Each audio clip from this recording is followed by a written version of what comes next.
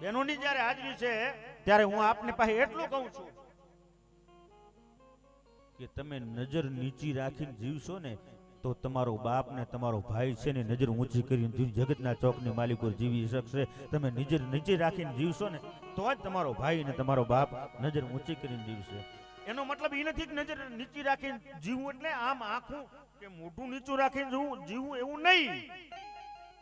આજના આ છડક છાપ ઉછીના 20 રૂપિયા લઈ અને બાઈક લઈ અને ઉછીના બૂટ પહેરી ઉછીના કપડા પહેરી અને બાઈક લઈ નીકળે છે એના પ્રલોભનમાં ના આવતા.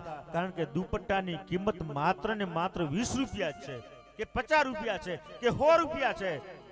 પણ દુપટ્ટાને હાચવવો કેમ એની કિંમત માટેથી અને તમારા વડવાઓને પૂછો, તમારા દાદાને પૂછો કે આ ઇજ્જતની કિંમત શું છે, તો એની કોઈ જગતના ચોકમાં કોઈ દી કિંમત ન થઈ શકે ભલા માણસ.